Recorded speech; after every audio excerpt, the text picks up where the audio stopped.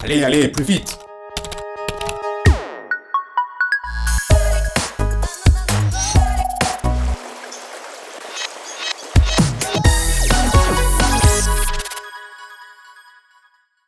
Je suis François Moreau, né en 1936 et resté depuis lors à Bordeaux, dans une ville qui est une belle qui se fait attendre, qui essaie de ne pas se réveiller ou qui, lorsqu'elle se réveille, va chercher des hommes célèbres. Ce n'est pas mon cas.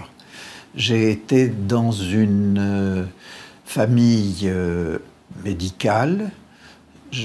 J'étais le troisième médecin dans la lignée de ma famille et j'ai eu un fils qui était également médecin et une petite fille qui s'est présentée en médecine. Donc une lignée dans laquelle on ne se posait pas trop de problèmes quant au devenir professionnel. Et ça, je crois que ça a été important parce que j'ai hésité quand j'étais au moment du choix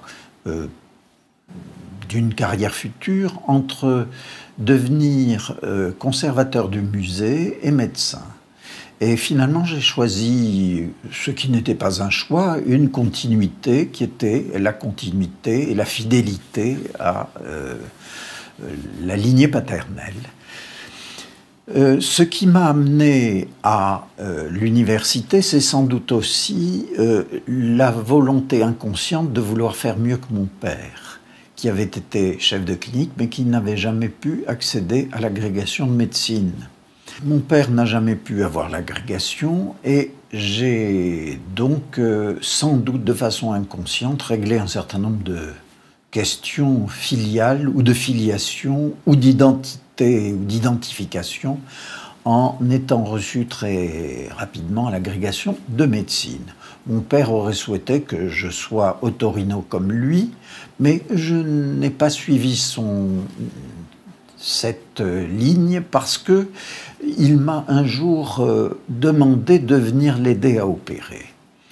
Et lui qui était invalide de guerre et réputé incapable de se servir de ses mains, frappait avec un enthousiasme qui m'a effrayé sur la mastoïde du patient qui était sur le champ opératoire, ce qui m'a immédiatement dissuadé de devenir otorino et en particulier chirurgien. D'ailleurs, l'idée de mettre mes mains dans le corps d'un de mes semblables vivants m'avait toujours été désagréable.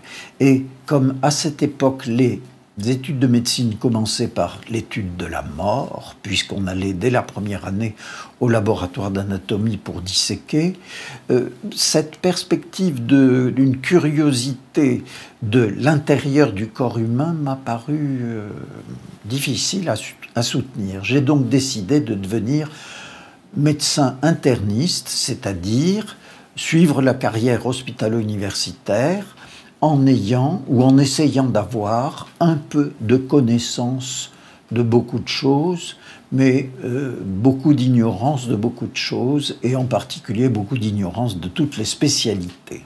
Oui, la médecine interne qui me permettait de m'éloigner de la chirurgie, m'éloigner de l'intérieur du corps, et d'essayer d'avoir une vision globale de la personne humaine déjà malade. Malade parce que, au fond, cette tradition médicale doublée d'une éducation catholique très stricte convenait bien à une certaine idée de la charité. À l'époque, il y avait encore les sœurs de la charité avec leurs grandes cornettes qui régnaient dans les hôpitaux. Mais surtout, ce qui m'a paru important, c'est la globalité de la personne. J'ai donc flirté, si je puis dire, avec toutes les spécialités médicales les unes après les autres, l'hématologie, l'endocrinologie, la nutrition, la réanimation, la pneumologie, Bref, j'ai essayé d'avoir une formation assez globale. Ce qui m'a manqué, c'est la cardiologie. Parce que dans le cœur, je ne voyais pas l'organe, mais je voyais plutôt ce que l'on pouvait apporter dans la main. Et puis, cette carrière alors a bifurqué un beau jour. Je crois que je devais avoir... j'étais chef de clinique à l'époque. Un soir, je soignais une malade relativement jeune qui avait à l'époque un lymphome hodgkinien. C'était l'époque où on ne les guérissait pas. Elle en avait partout. Elle était extrêmement malade. Et un soir où j'allais la voir, elle me dit « Docteur, je crois que ce soir, je vais vous dire adieu. » Voilà. Rien que l'évocation de cette patiente me touche encore.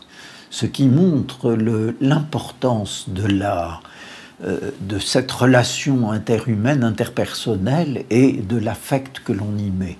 Et à partir de là, je me suis demandé ce que j'allais faire avec tous ces protocoles de soins, avec toutes ces chimiothérapies, avec tous ces fantasmes de toute puissance pour guérir des choses incurables, alors qu'on passait à côté, me semble-t-il, de l'essentiel qui était la condition humaine. J'ai commencé à m'intéresser aux choses de la psychologie et je suis entré en psychologie, si on peut dire, par la voie de Balint.